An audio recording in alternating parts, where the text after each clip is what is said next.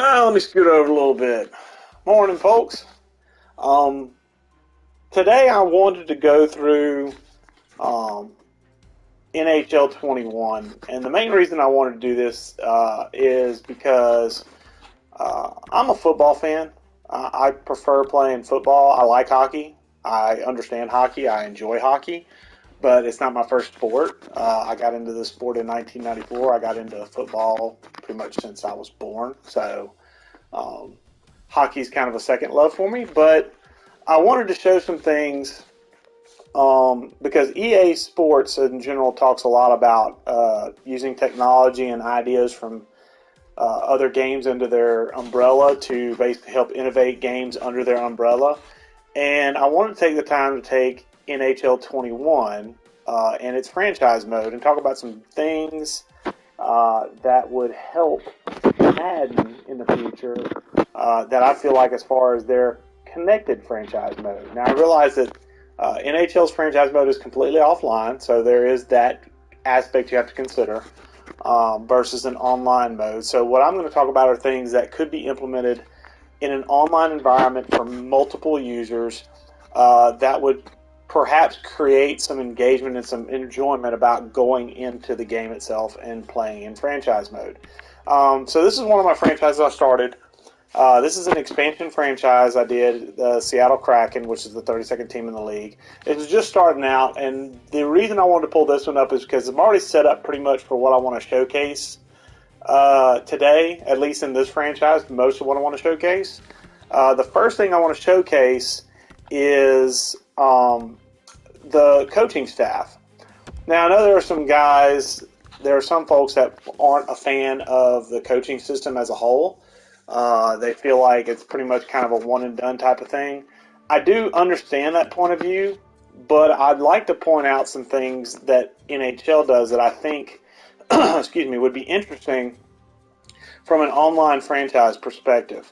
Now, in this game, obviously, in NHL, you have the NHL, and you have the AHL, which is essentially like, if you're a baseball fan, like AAA, essentially. It's your minor league team.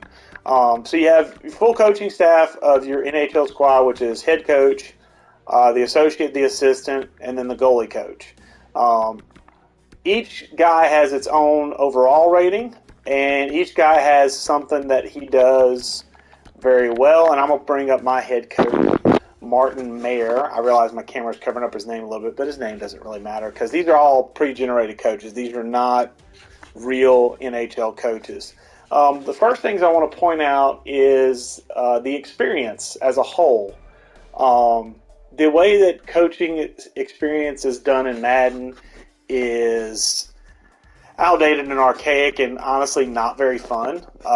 Essentially, you get points for team success, which makes sense, for completing certain goals, which again does make sense. But I feel like it should reward more organically. And with this type of setup, I feel like it would. For example, offense is kind of self-explanatory. Defense is kind of self-explanatory. Power play and penalty kill for NFL could be merged into one thing and call it special teams. Teaching would be how quick your guys adjust to a new playbook style. Maybe make playbook knowledge an important, integral part of the online franchise experience, which means that your coach and his teaching ability for that playbook would actually matter because guys would come in with no knowledge of the playbook, especially if you're doing a generic playbook or a custom playbook. And then your coach might influence, say, penalties or just things working in your favor or home field advantage, in this case, home ice advantage, as it were, just things of that nature. And as you do things that can help that along, you would gain organic experience that basically you would level up. And this would have nothing to do with any sort of perks or anything like that. It would just be you basically would work, you'd play week to week, and depending on what your stats are, this would grow organically. You wouldn't have to implement any points in any way, which it kind of sounds like it takes away from engagement, but I'm going to add the engagement later on with players as a whole. So this would be your coach, and obviously you have your assistant coaches, which can augment or strengthen a weakness of yours, or just completely overhaul a strength and make it a super strength of yours. And I want to mention specifically the teaching specialties. This could be expanded for NFL. I mean, they have generalists on here because there's not a whole lot of different positions in hockey. You pretty much have goalies, you have defensemen, you have forwards, and then you have the generalist. And there's one other archetype that's in here that I'm not going to talk about because I don't have one, is a coach that's in favor of veterans. So essentially they help veterans from not declining. I'll talk about declining later on. But you could expand it. You could still have like a veterans and a generalist. You could still have a general offense and defense style of coach. But you could also specify it even further by maybe doing running backs or quarterbacks or wide receivers, tight ends, offensive line, defensive line, or trenches for offensive and defensive line. Maybe the coach is really good at coaching up both offense and defensive lines. Kind of a stretch, but I mean, that's something that could be done. Linebackers, secondary, special teams, kicker, punter. I mean, that you do have a special teams coach for a reason. And that special teams coach can also help with coaching up his particular formations as far as field goal blocks and punt blocks and things of that nature.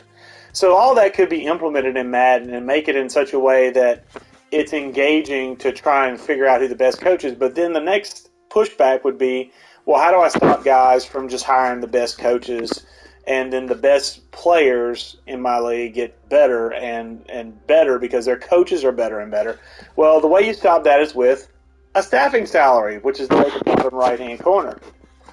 Now, I am not in owner mode. I'm going to state that for the record. I don't like this game's owner mode. I don't like Madden's owner mode, to be fair. But in this game, even in non-owner mode, you do still have to keep up with salary of your coaching staff. So in other words, I only have $5.297 million to spend across 8 coaches. Okay, that's not a lot, especially when most of your top-tier coaches in the NHL can make upwards of $3 million per season.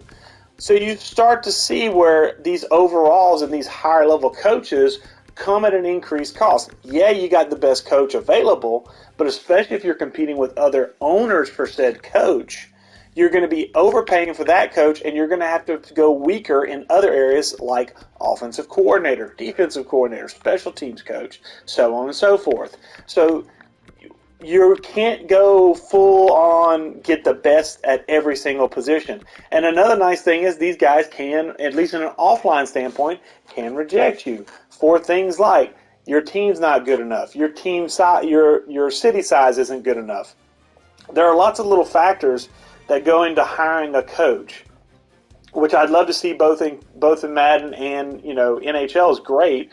As far as you have to meet their needs as far as what they desire. If they're, a coach that prefers a big city, you're not going to be able to go in as not Buffalo Sabres, the Columbus Blue Jackets, which is a smaller market organization. You're not going to be able to go in and pull a coach that wants to be in the bright lights big city of, say, like a New York or a Los Angeles or even a San Jose or just a big market. They're not going to want to go talk to you unless you pay them an exorbitant amount of money, which makes sense. So the balance here and the engagement level here is you wouldn't be able to necessarily get all the top coaches at every single position because you would have a budget, even in non-owner mode, because that's what, at least the leagues I've been in, most of them have not had an owner mode. And even in owner mode, this would apply. So you'd have to deal with that as well. But in non-owner mode, I really like this because it does keep, in an offline state, it keeps you grounded as far as being able to hire certain coaches. And this budget can fluctuate a little bit. It goes up a little bit from year to year, but not much. So you do have to be careful with how you spend stuff. The next thing I really want to talk about, because this would be so nice in Madden, is the scouting department. The scouting department in this game just about nails it from a perspective. I feel like it's more on par and better than the show, which I really like their scouting system as well.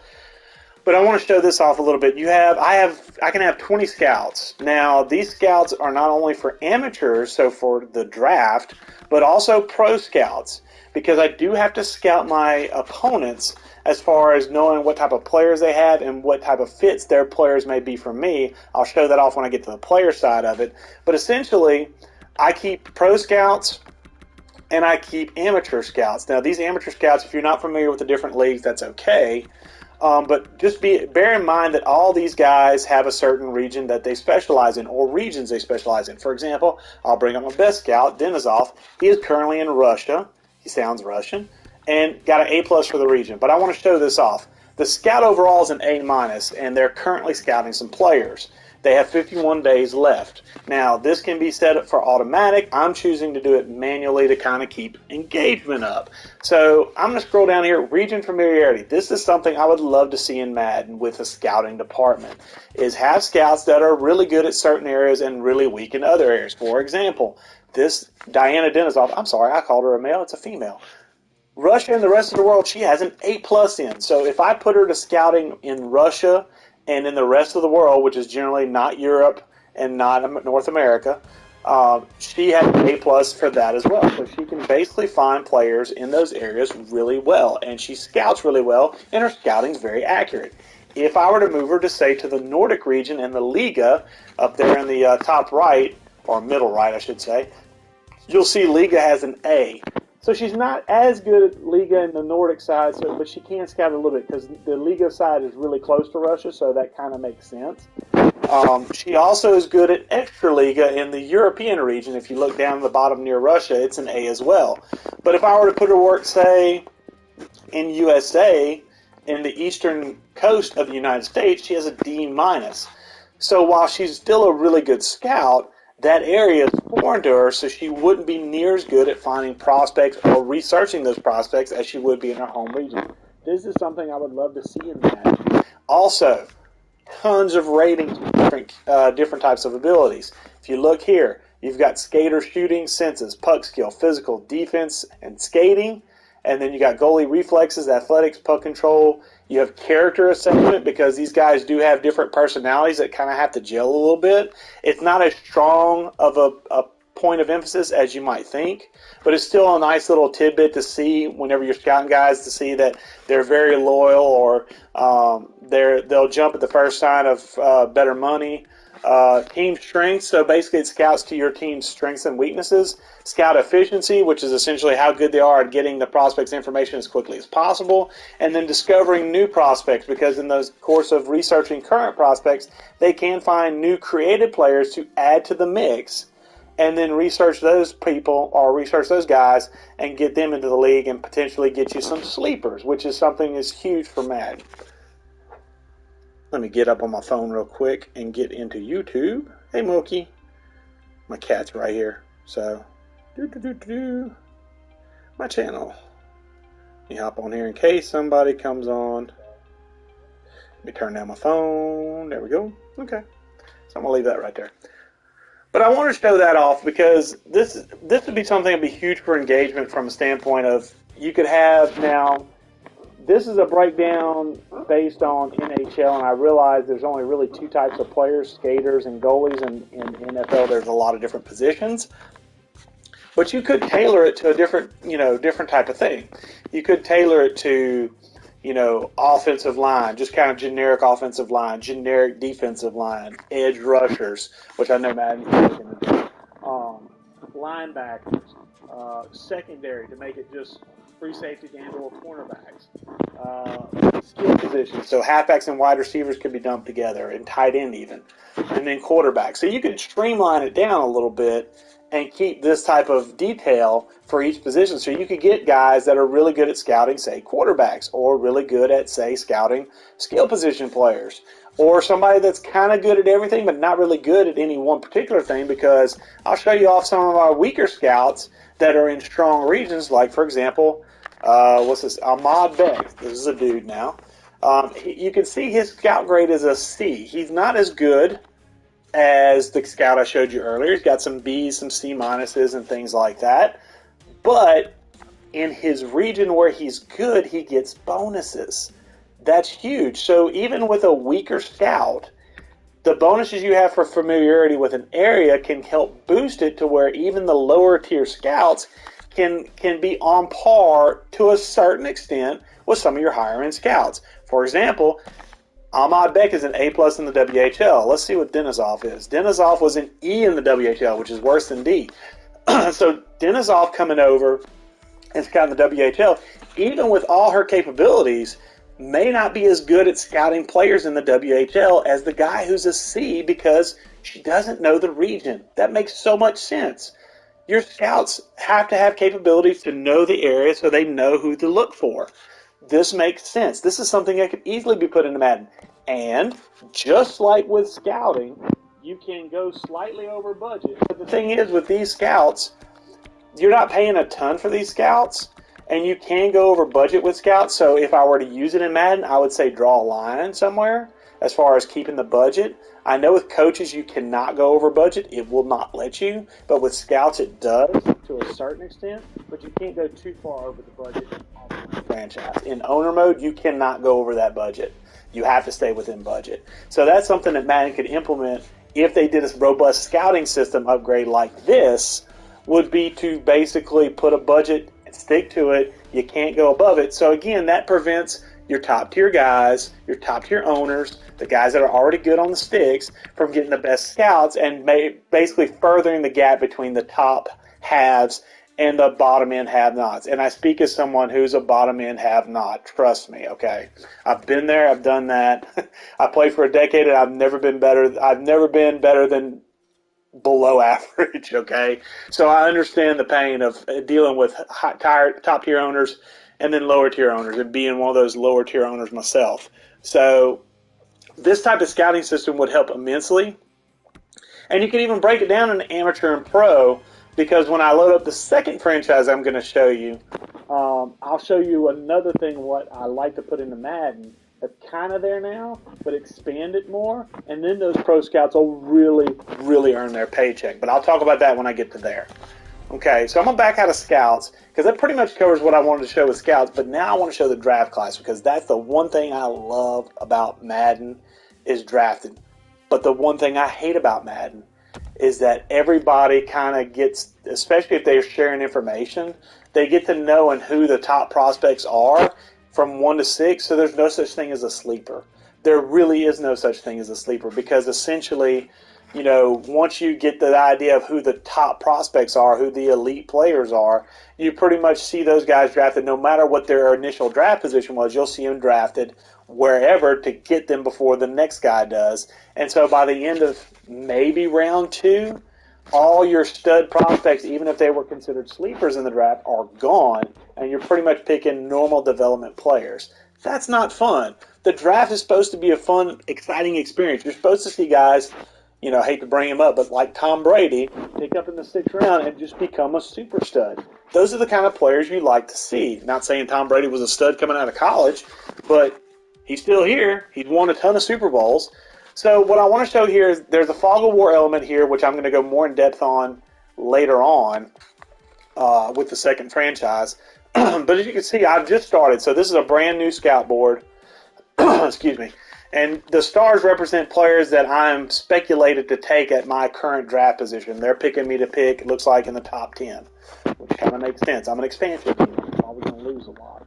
But anyway, those are stars represent who my scouts think I should take based on my current expected draft position. If my draft position changes, those stars move accordingly. Okay? But let's just go look at this guy, William Eklund. This is a computer-generated player. I'm currently scouting him. But you can see up here, the first thing I like, and this would be awesome for Madden, it's not hard to do, generate stats for players. Generate me some stats. Don't just show me, because in Madden it's really, really basic. I'll flip down a little bit to show you some of the skills you can see here. But show me some game stats. Show me games played. Show me how many touchdowns they've scored. Show me how many yards they've gained. It can be made up. I'm okay with that. Okay? This is all made up. This is a completely generic, computer-generated player.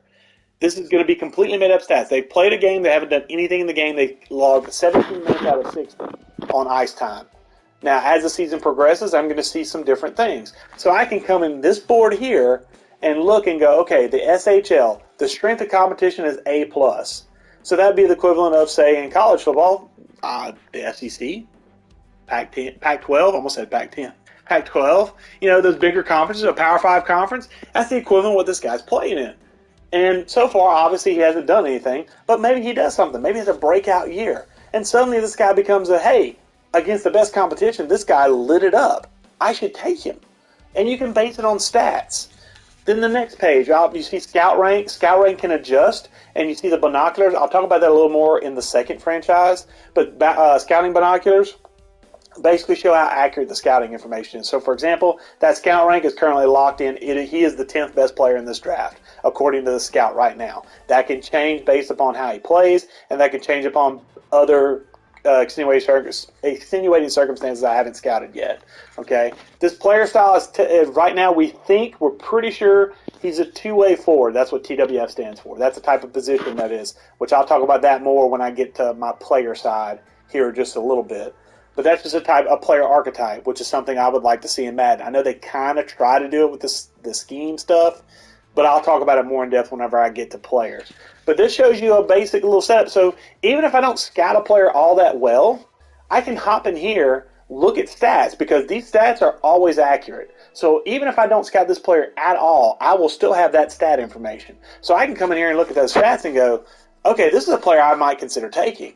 Even if I had zero information here, I could still consider taking that player if he has good stats, because it's like A+ competition, stats across the board. This guy can play.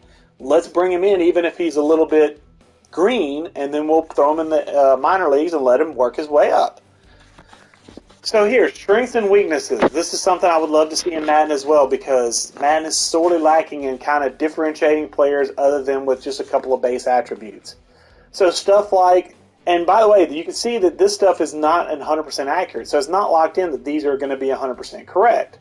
Actually, the weaknesses are pretty off, because there's only one bar by the binocular, so that means they're pretty sketchy. 2 bars is like, that's a 50-50. 3 bars, it's about 75% accurate, just to kind of give you an idea. So 25, 50, 75, 100. Okay? So they think he's going to have a 200-foot game, so basically sideline to sideline type of player. Offensive instinct, so a guy that understands offense. Hard wrist shot. Okay, so he's got a good wrister. Weaknesses, face-offs. Well, he's a centerman, so I'd really like him to be able to do decent face-offs. But he also can play another position. It lists him as left wing, so he can play left wing. So if he's not good at face-offs, I can put him out on a wing, and his face-offs is not a weakness anymore because it doesn't matter. Agility, so that means he's not very good at potentially quick change and quick bursts. Passing ability, okay, so basically he's a shooter, not a passer. Okay, fair enough. And then we have 6 different spots: shooting, puck skills, senses, skating, physical, and defense. That's a breakdown of the player, and each of those breakdowns has different attributes underneath it. And right now, I'm showing a B-, C-, B, C-, B-, C, and the only one that I'm pretty sure is close to dead on is the senses. The rest of them are 50-50. But this is early in the scouting process, so this could change as things go along. Okay, I don't have any other stats on this player at this point. Again, it's early in the season. Let's see do I have another player maybe that I have something on? Nope. Okay, I'll show this one off though. So this one, he has a +/-1 in 26 minutes played. He is a defenseman, so that's a lot of minutes played for a defenseman. He is probably the 5th best player in this draft. He is probably a two-way defenseman, which means he's kind of offense, kind of defense. But the OHL is a C competition league, so even if he puts up a ton of stats, do I really trust it? I don't know. Depends. Heavy slap shot, shutdown ability, so he's a great defensive defenseman. Mobility, so he's good in quick change bursts. Heavy slap shot, so that's a good thing for the power play for shooting from the point. Shooting, B, B-, B-, C-, C, and C-, and these are all guarantees, and he has no weaknesses. So this is a player that if I'm in that position to draft him, even with the C competition, that's a nice setup right there. Okay, that's a nice setup. I would like his defense to be better, so he's a more offensive-based defenseman based on that information, but he might not be. I don't know. That might be just where he starts at. He may end up being a great defensive defenseman and just be kind of okay at offense and just kind of peter off on offense. So that's basically scouting in a nutshell. There is one other instance, but I can't show it because it's too early in the process for me to pull it up. But just to kind of go through as quickly as I possibly can, I'm going to go through this list. This is another thing I wish Madden would do. I don't understand why they don't. Maybe with the jump to next gen, they'll have the capabilities to do it. But what I would love to see is right now they generate about, 250 to 260 players for for a draft class, and you have about 220 picks. 7 times 32. My math is going to escape me this morning. But if you look, I'm well beyond 500. And I'm still going. I'm not even halfway. I'm going to stop. I'm halfway through the list. There are over 1,000 players in this draft every single year. Okay? Obviously, it's 7 rounds. Just in case you don't know, the NHL draft is 7 rounds. And starting next year, it'll be 32 picks per round. So basically, it'll be like the NFL draft, about 220-ish picks. No compensatory picks like there are in the NFL, but that gives you an idea of just how many picks there are. Look how many damn players there are. I'm literally halfway through this. I'm not even halfway through this list. I'm at 600. Okay? NFL, Madden, you can generate more players than this. They can be cut off at the end. That's fine. Okay? Or store more in memory so that way more players can be in the database down there in free agency so we can scroll through, because that's another thing that this game gets that Madden doesn't, is their free agency. And this is after the first year. Free agency is done. Okay? Free agency is over with. All right? So these are all free agents. I want you to, these are all skaters. This does not include goaltenders. Okay? This doesn't include goaltenders. Okay? Try and keep up. We'd already be done in Madden. Maybe not. Maybe we get to about here. I ain't even a quarter of the way through the list yet. Now, are some of these guys NFL worthy? No. Are some of these guys NHL worthy, I should say, for this game? No. Some of these guys are just going to fill out an AHL roster. But they're there. And if I have injuries, I can come in here and look for anything I want. Okay? Anything I want. I'm not even halfway through the list yet, guys. I'm going to stop here in a minute, but I'm not even halfway through the list. Okay? Now, again, these players, we're getting to the crap of the crap here, but if you need somebody to play, you need a body, there's a body to sign. Okay? There's a body to sign. That's something Madden sorely lacks that. Madden needs that badly. Okay? Madden needs that more robust free agency, so that way I feel like I have some choices.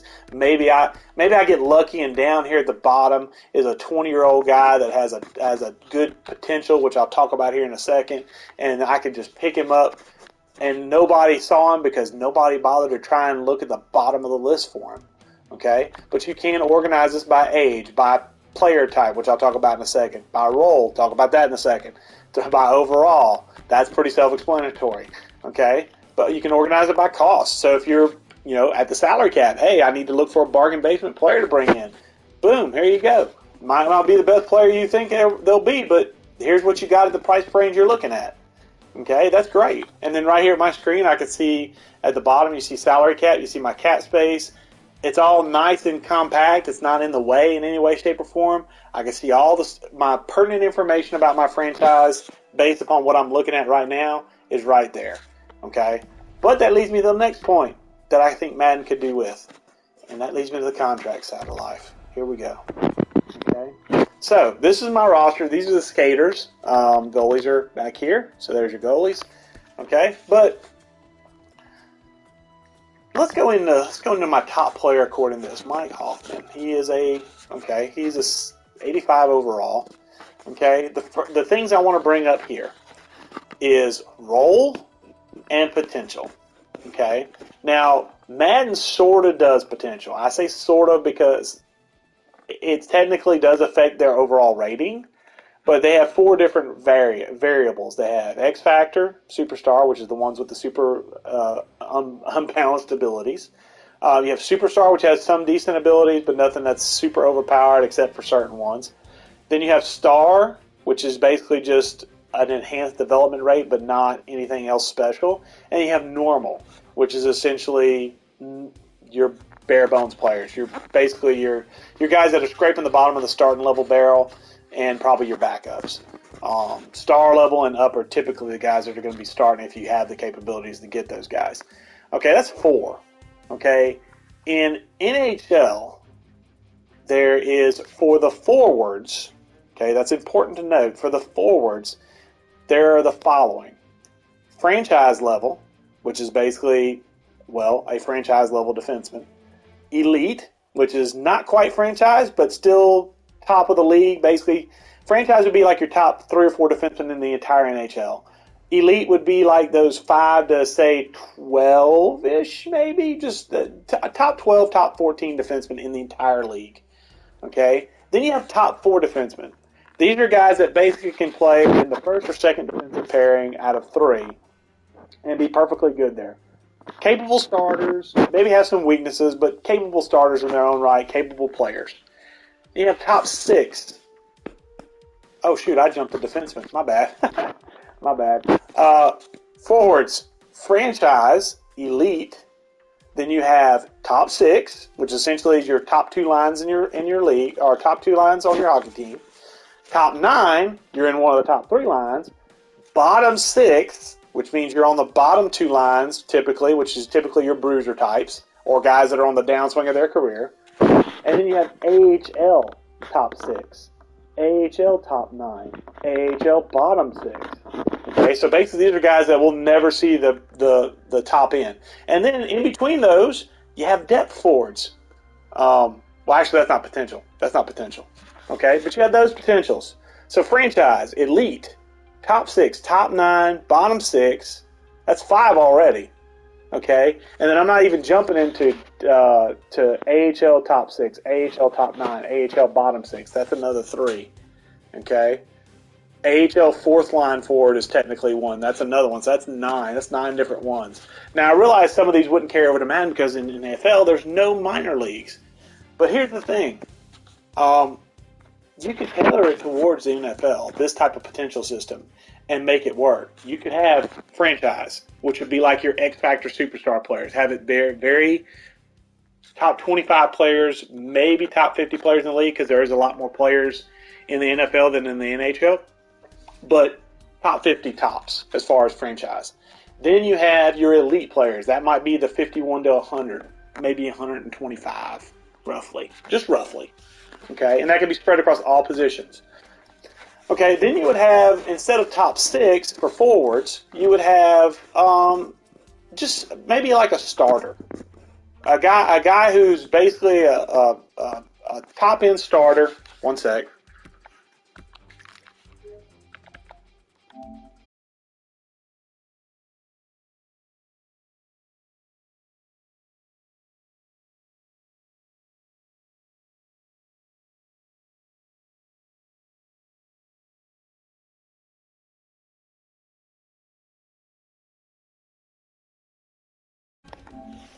Okay, sorry. Had to go let my cat in.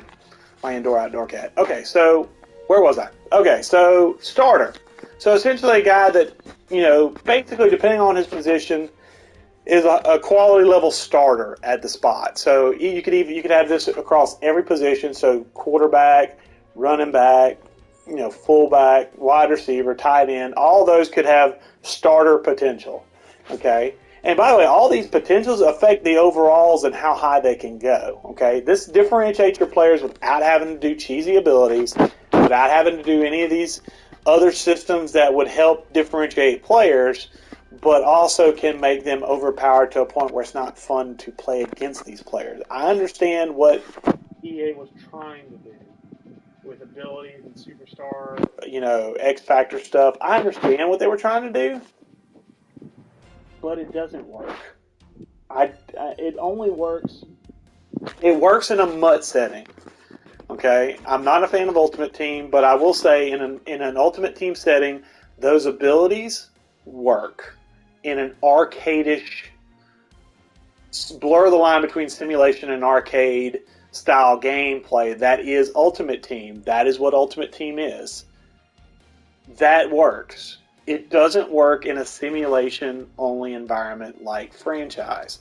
So change it around to where you have, like I said, franchise-level players, which affects their overall, because franchise-level players in this game are the only ones that really hit the high 90s. Okay, so that 95 to 99 range is typically where you'll see, once a franchise player is built up, that's where you'll see them at, and they will grow really quick. Okay, your elite-level players will typically top out in the low 90s. Maybe get, 91, 92 is about tops. Okay. Your your starter level for Madden translation, top 6 players, get to this 85, 86, 87 range, maybe 88, but not much more than that. That's where they kind of top out. So, for example, Hoffman, it's pretty much topped out. He's at 85. He's pretty much, unless he gets some kind of morale boost during the season that bumps him to an 86, he's probably going to be about 85. And he's going to start to peter down because he's 30. I'll talk about that in a minute. Okay? But then you go from starter to maybe, like, depending on position, you could probably change it. But, like, I'm thinking for, like, offensive lineman, you could do, like, swing tackle or swing guard. So basically that's 6 offensive linemen. Okay? Or you could just go with a generic backup, because that's what the goalie system uses here. I'll go to a goalie real quick because that's an easier way to break it down. Okay, you have elite, which is what this guy is, and then you see Tristan Jerry is listed as a starter potential. So basically he will get to that 84, 85 range, and then that's pretty much where he's going to top out at. And he's still young enough to where he can still get better. I'll talk about that in a second too. Okay, but you can do starter, then backup, then maybe using the goalies scheme that is on here. Let's see if I got one. Fringe starter, that's what I want to point out. So maybe you get a guy like a fringe starter, a guy that in a pinch could start for you, but in reality he's probably a number 2 guy, maybe a number 3 guy, depending on what position he plays. So like fringe starter would be like, I'll use the Bears and Andy Dalton. He's technically a fringe starter. I mean, he's in the top 35-ish of quarterbacks in the league. He's good enough to go in and play a couple of games, but he's not a guy you want to throw out there for an entire season. Okay? I'm sure Bears fans would love to hear that. Don't throw out Andy Dalton for an entire season. We just drafted Justin Fields. Okay? Anyway, not NFL talk. Kind of NFL talk. Okay?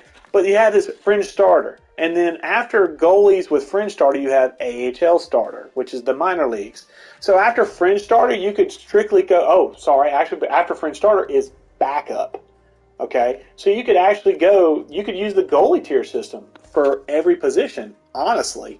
You could go franchise, which are franchise level goaltenders. There's currently not any on the roster or on the makeup right now. Then you have elite. Okay? Then you have starter. Then you have fringe starter, you have backup, and then basically you could call it whatever.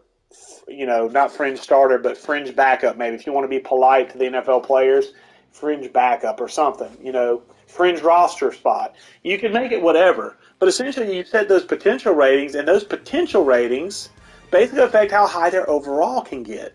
Okay? So essentially like a guy like Calvin Pickard, who is currently locked in as a fringe starter, fringe starters typically, for goalies, typically won't get above an 80, maybe an 81 overall.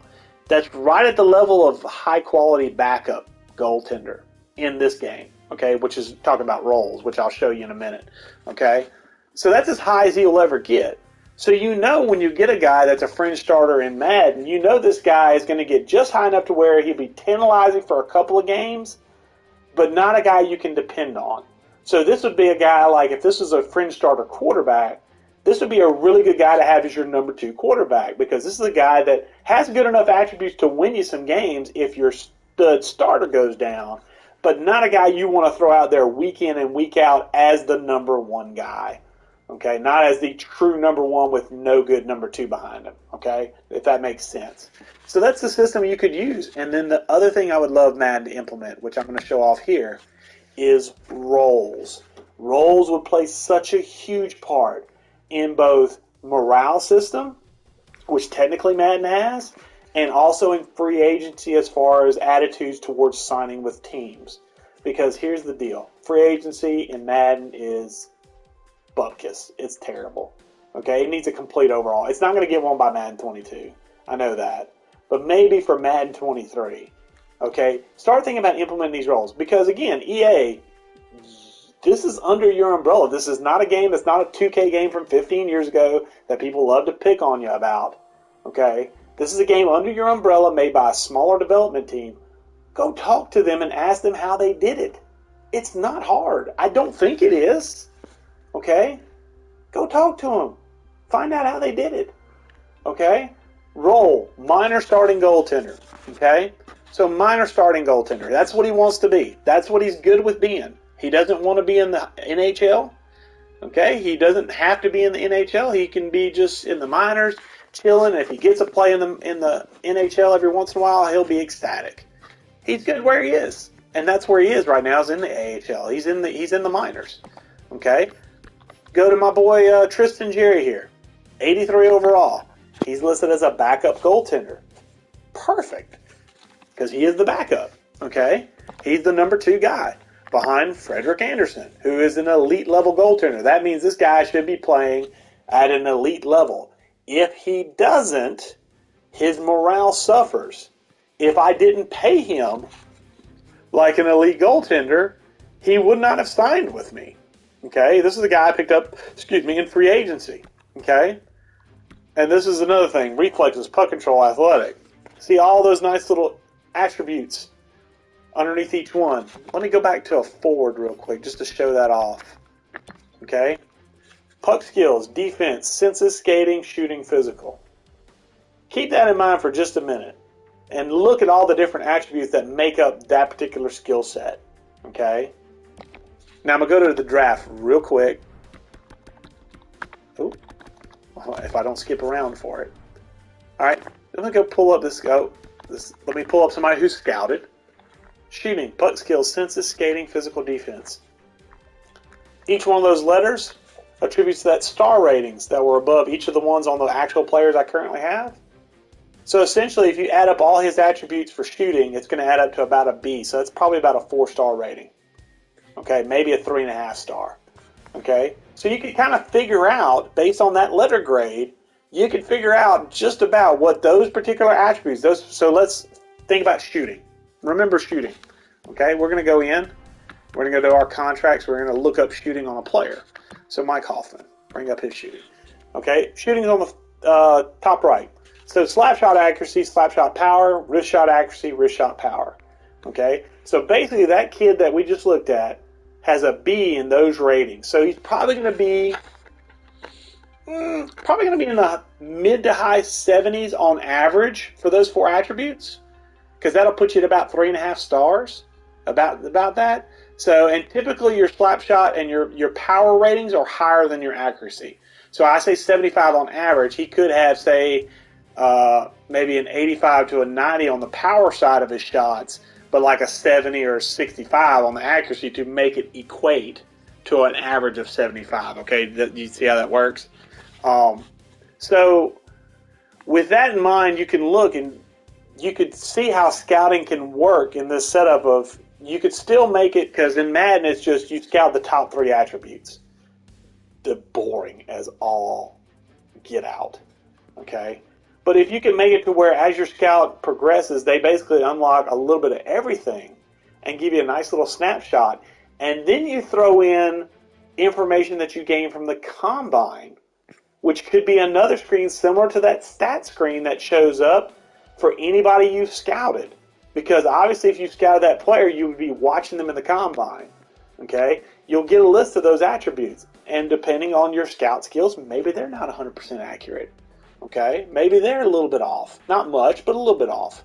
Okay, and with that, between the combine, between the game stats provided to you by the game, and between the scores for the different types of skills, shooting, senses, puck skills, whatever you would break it down in Madden for, okay,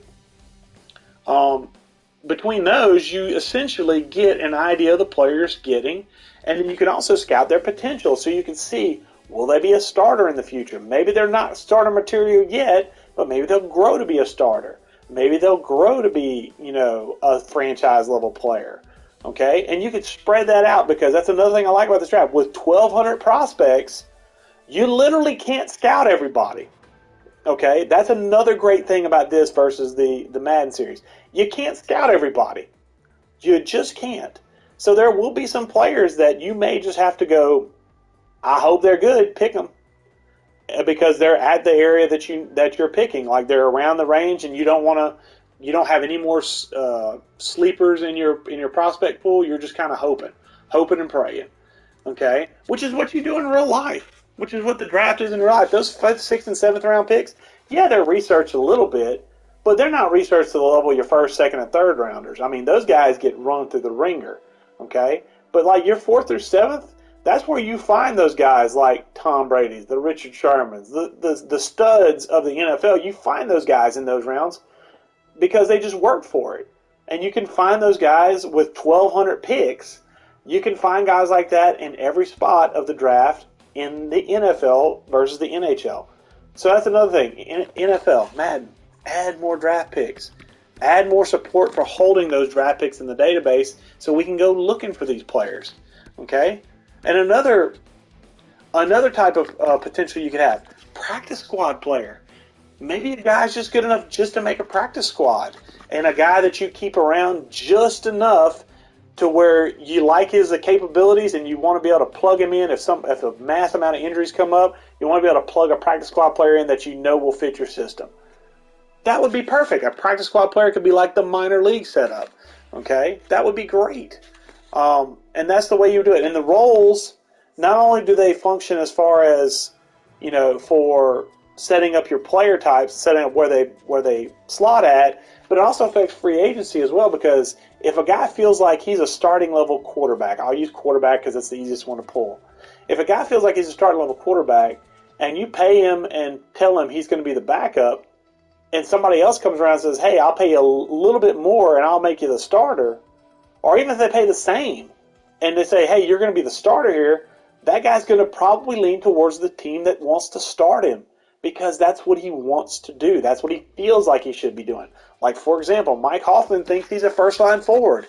He's not with me, which could affect his morale. But I fix that in other ways by putting him in other areas to play so he gets more ice time. He gets that playing time. That's what he wants ultimately, is the playing time. I've got him set up to where he's got the playing time. The next thing I want to show off before I jump to my second franchise, and I realize this has gotten long-winded, chemistry. I would love to see this. And I realize this is a simplistic setup. I realize that. But having the ability to set up, say, an offensive line that gels well together, that basically fits what the coach wants to see, which I didn't even show that part off in the coaching. I may go back and do that before I jump to after I show you a little bit of chemistry. The ability to set up players in such a fashion that even if they're not, like this guy right here, he doesn't quite fit the line, but he's with two guys that absolutely adore this line, and therefore all these players on this line get +5 to their overall. So this guy here, Josh Anderson, he's playing like an 86 overall player. He's playing like a top-tier player. 87 overall. 87 overall. Is it a good line? No, there's better lines out there. There's way better lines out there. But because of the chemistry these guys have with both themselves and the coach's scheme, that works, and they play well together. These other guys, not so good together, but still good enough to get a +1 overall. By the way, you can get negatives, okay? So you could have guys that are really talented, but just don't mesh well, and because of that, they get a negative to the overall as a whole. So let's say this was a -5 overall. Suddenly a line that's average at best becomes well below average because of the negativity that's added because these guys just don't gel together. And by the way, it's not just on offense in NHL. It's on defense too. Hey, guess what? It's also on special teams. That's something you could implement in EA. That's Madden specifically. EA's already implemented in NHL. You can implement chemistry. And it works with coaches. Works with their skills. So let's go back to coaching staff real quick, because that's one thing I didn't show you. Because I showed you this. Scheme fits, roster fit, bam. Okay? Perfect. Didn't show you this. This is something that's sorely needed in Madden. A detailed breakdown of your strategies of your coach. What does your coach like to do on first down? What does your coach like to do on second down? Is your coach more of a passer or a runner? On defense, is he more aggressive or passive? Does he play a 3-4? Does he like a 4-3? What type of coverage scheme does he like behind it? You could alter all of that using this template, okay? And taking those strategies, and this is something you could do for even a created coach, okay? If you create a brand new coach, you could give them a certain amount of points to put towards the different attributes. So say like there's 6 attributes, say it keeps it 6. Let's say you get, 15, 16 attributes. So you can balance it across the board, make your guy like a C at everything. Or you could be really strong at offense and be weak at, say, maybe teaching. Or be strong at teaching but weak at defense. You could play around with it and give yourself a little flair that makes the coach your own coach. And then you could set up your particular strategies, and that along with scheme fits would basically create the chemistry, which would create pluses or minuses to your team based upon how well they gel together. And by the way, those numbers I showed you earlier with the +5 to +1, those are independent of wins and losses. That has nothing to do with the wins and losses of the team. This team could go 0-82, and that +5 will still be there. Okay? Now, their overalls might drop and may affect the +5 in a different fashion, but that +5 will stay as long as that unit stays together. Now, if injuries occur, then I have to replace players, and that affects the chemistry because it's not the same player anymore. That's another way you could affect and create engagement is because of the fact that, hey, I lost my star left tackle. I have to replace him with my scrub left tackle that I signed off the beer league. He's not going to be as well gelled with these other guys. Or maybe you picked him up because you think he will be. And maybe he does get that boost, which suddenly makes your weaker second string guy suddenly at least a viable starting tackle, which kind of makes sense if you think about it as far as from trench warfare is concerned. The league is always plugging in different guys in different spots, and sometimes you see an increase in productivity from a guy you didn't expect. I'm thinking like Eric Flowers, for example. That's a guy that just jumped in my head because with the Giants, he was a bust at tackle. He goes to Washington. He becomes a guard, and he becomes one of the better guards. Not top tier, but a better guard because he fits the scheme better and it fits his position better. He goes to Miami for a year, has an okay year, had some injuries, goes back in to, I believe he's back in Washington now, where he kind of flourished a little bit.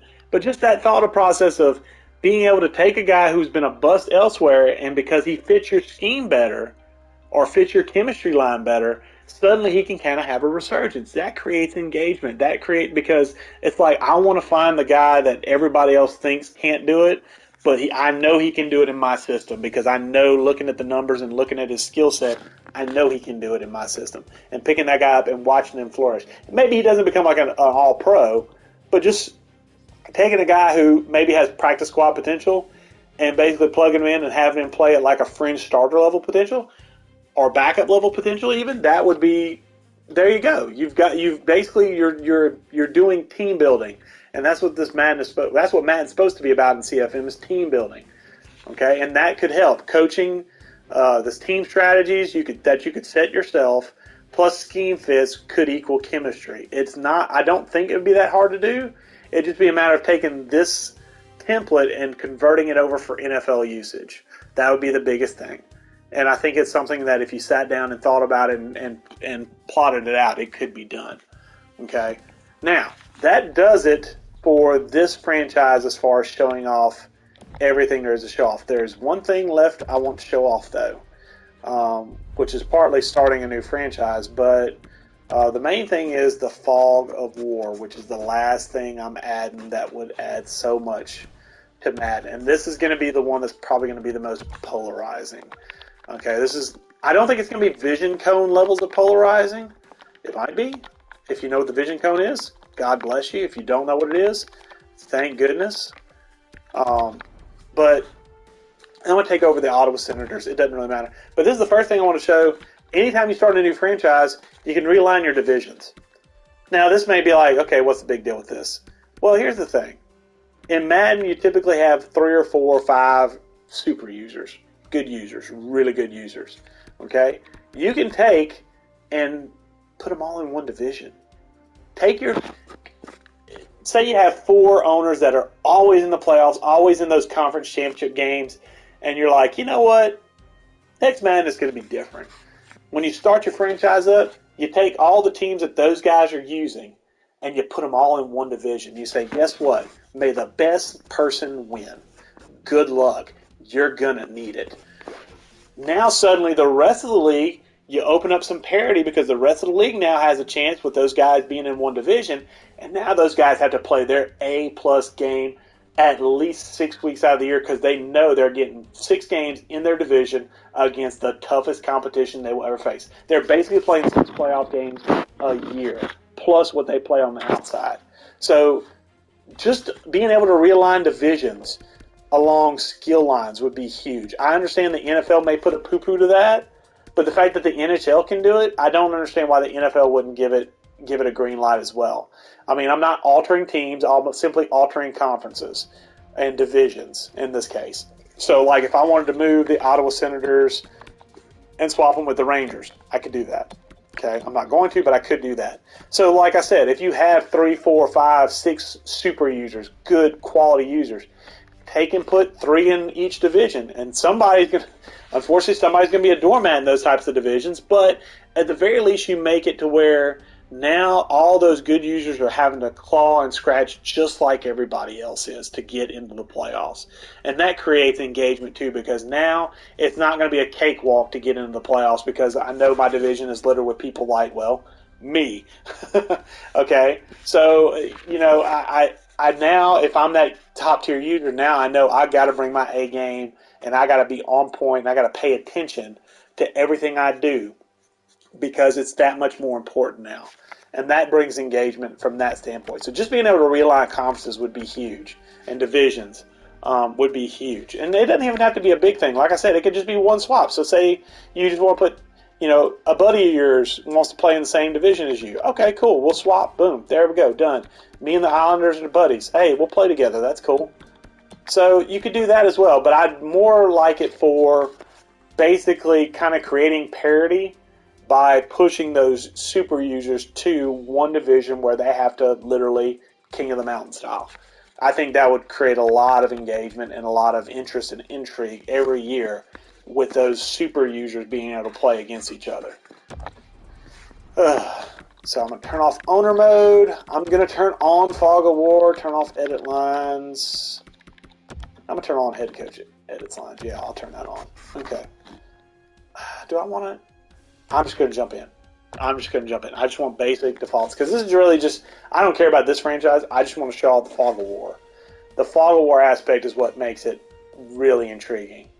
I hope it isn't like it was the last time I tested it around, which is, it was kind of bugged a little bit, it felt like. But let's see. Let's go view contracts. Okay. So now I just want to point this out. If you look at my team, you notice that if you remember from when we were doing scouting, the binoculars were up because no matter if you turn off or on Fog of War is on for all your draft. Okay, so you never 100% know what a player's capabilities are until you draft them. With Fog of War off, that's important. With Fog of War off, I never know about a draft pick until I draft them. With Fog of War on, I still have to play them in preseason to find out exactly what they are if I didn't find out beforehand. Okay? So, as you can see, my team, and thankfully, rightfully so, you look, everybody's four binoculars. And I want you to look because their attributes are also listed that way. Every single attribute is marked with binoculars. And it's currently 100% accurate because, well, they play for me. I know what they can do. But let's go somewhere else. Perfect. So, Florida Panthers. Technically on my let's go to somebody that's not my conference. Let's go San Jose. Maybe I don't have a lot of San Jose. Yeah, there we go. Vander Kane. Still got a lot of, there we go. Okay, cool. So we got some, perfect. Perfect. So, this guy plays in the NHL for the San Jose Sharks. What was his name? I can't see it because my camera's in the way. Alexander Barabanov? Okay. What's his overall? What does he do? What's his potential? I don't know. No clue. Don't know what he does. I know he's undrafted. That's about it. Don't know his speed. Don't know jack stuff about nothing. But I can scout him. That's where your pro scouts come into play. So now, if I want to know this guy, I can do either a quick or a complete on this one player. And I can do that for as many players as my scout can hold. The better the grade, the more he can hold without breaking and not being able to do anymore. So this guy's a D overall, so he won't be able to do a ton, but I can confirm that. And now I'm going to scout him out. But let's go to somebody I do know about, because there's some other stuff. Oh, here we go. Perfect. Franchise level defenseman. Okay. His role is a top 2 defenseman. That beard is striking, Mr. Erik Karlsson. I love the mustache. That's good stuff. Okay, but I have him scouted out. There's one thing I didn't show in the other one that I want to show here, and that's this page. Okay? I've scouted him. He currently plays, according to this, he plays for the San Jose's defensive pairing 2. So he's not even a top 2 defenseman, but he plays on their top-end power play. Okay? Personality assessment. He's a good leader in the locker room and is very loyal, but that's not 100% accurate.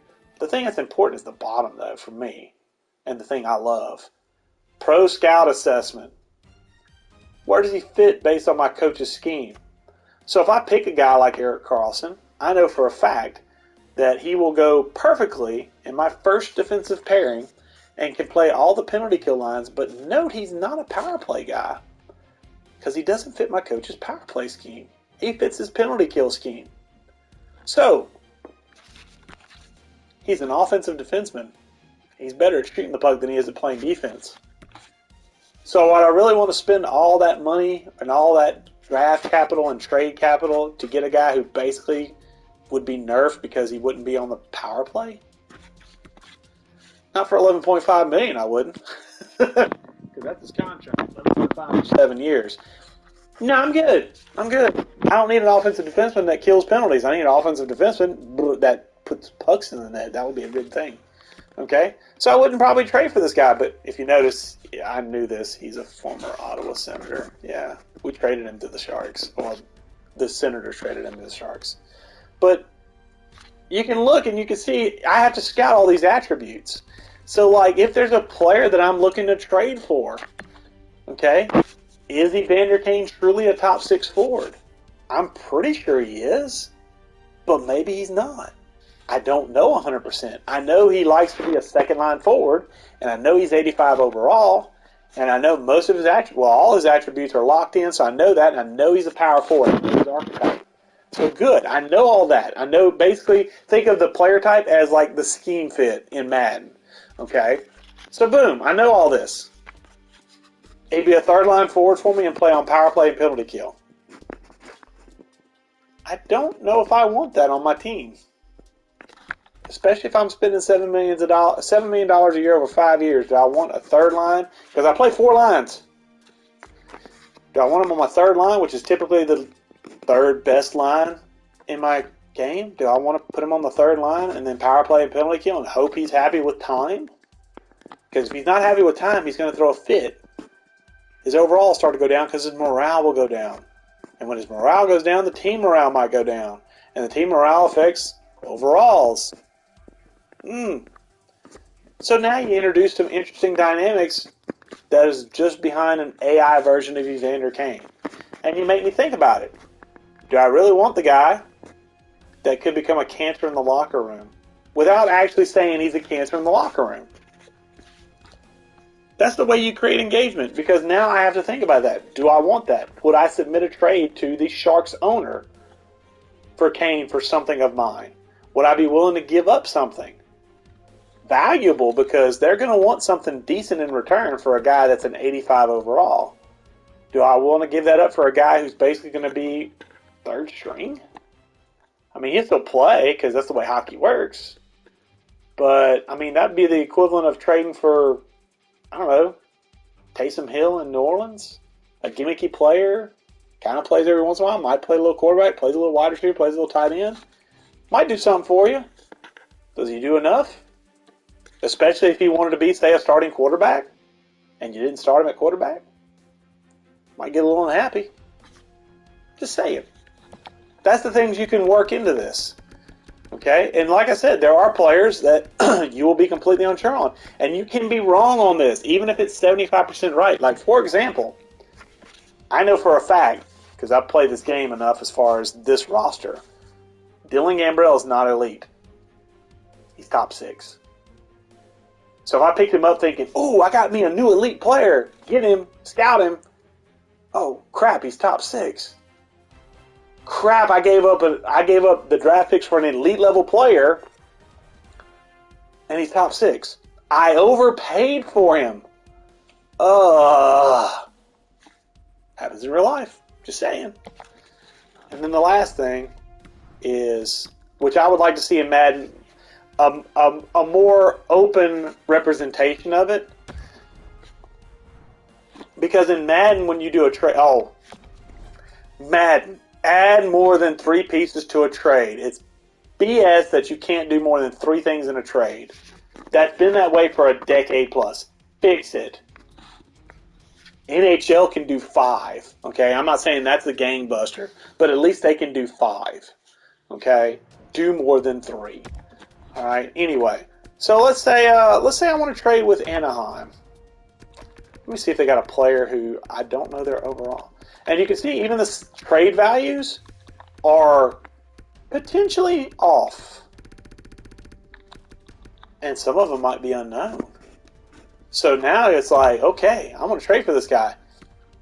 I have no idea what to offer for him though. But let's offer for somebody. What I really wish would happen, and I'm not going to do this trade, but what I really wish would happen is whenever you go to like plug in trades or whenever you go to look at trades, I wish it were a little easier to tell how close you are, especially this is more for CPU play, so it wouldn't make as much sense in an online multi-user environment. But it still would be nice that if I could show the commissioner in game, hey, this trade is close. But but most leagues require approval for trade. So let's say I want to do this straight up.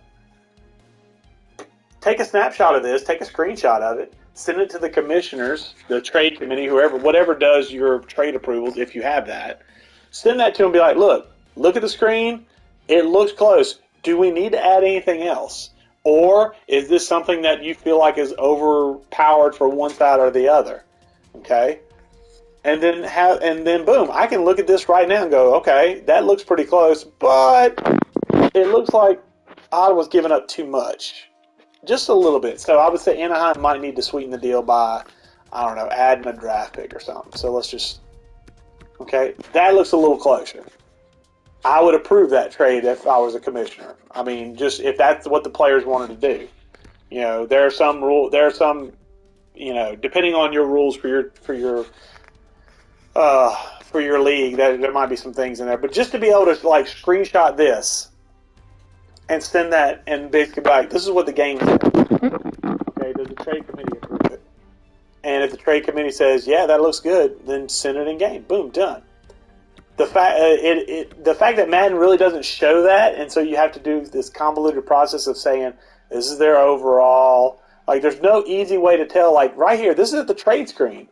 This is where I do the trades. If you do this in Madden, all you'll see is like green, yellow, and red. That's all you see.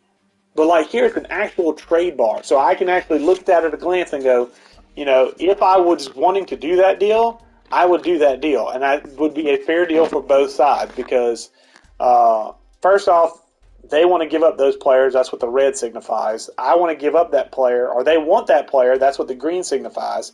So everybody involved wants what's going on. Okay, and it's pretty close. Like for example, if I threw in, say, a first rounder, okay, obviously you can tell that's not close anymore. Plus, that's in white, which means they didn't want to trade that anyway. They would most definitely say no. Okay, but if I throw in the 4th round pick that they want to give up, well, that looks pretty close. So this is something you could easily screenshot, throw it. And you could set your trade blocks. So you can set this up to where these players that are green are players that I personally went in and adjusted. Okay? These are players I put on the trade block. So you can make it easy for somebody to come in from an engagement standpoint, go to proposed trade, okay? And then basically right here, let's say I want to trade with the Arizona Coyotes.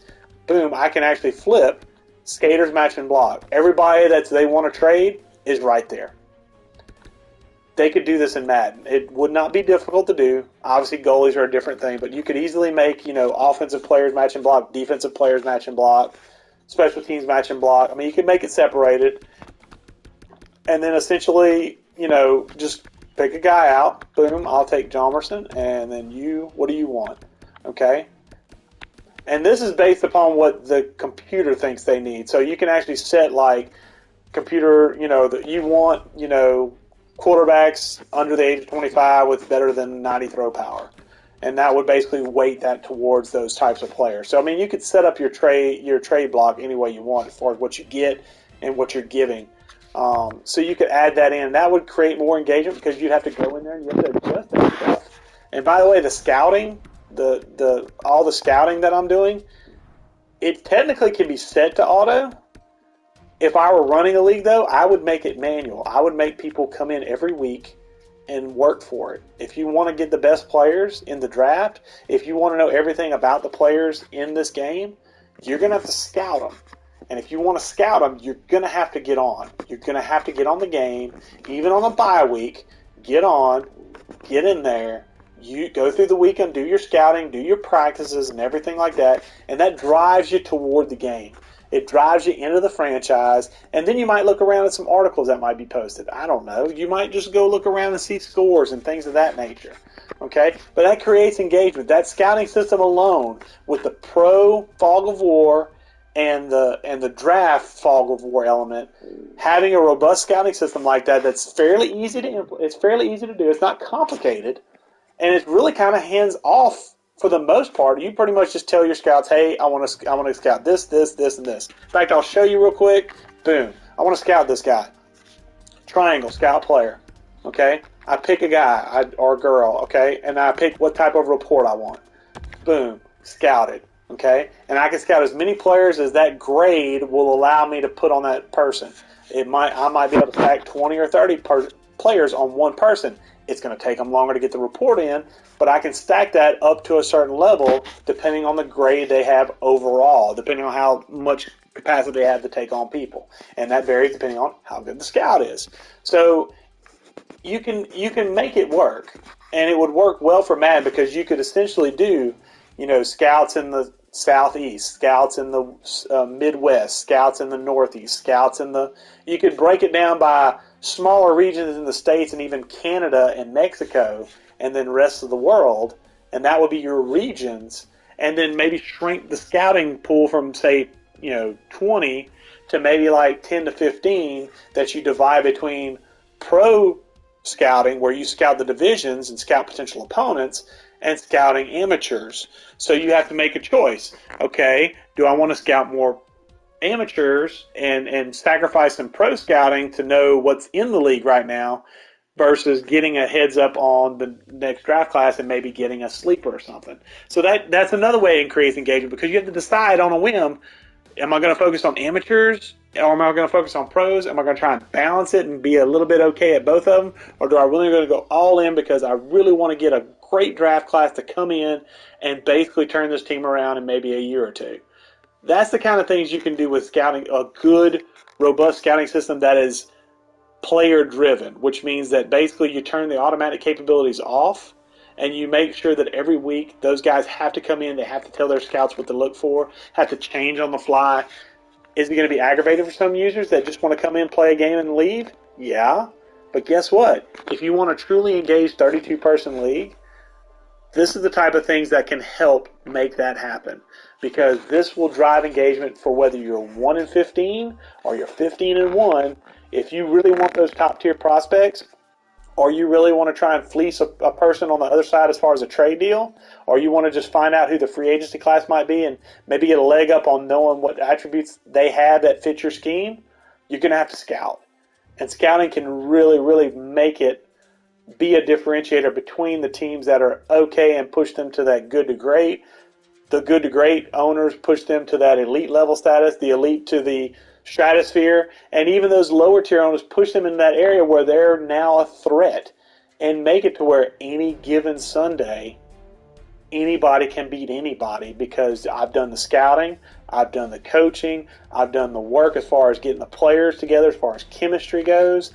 I have a team that I think can beat your team, and I'm going to make it happen. Okay? And those are things that I don't think will be hard to do, and that's the thing. This is under EA's umbrella. This is in EA. This is it within EA Sports. It's in Vancouver. It's a small team. Call them. Get with them. Collaborate with them.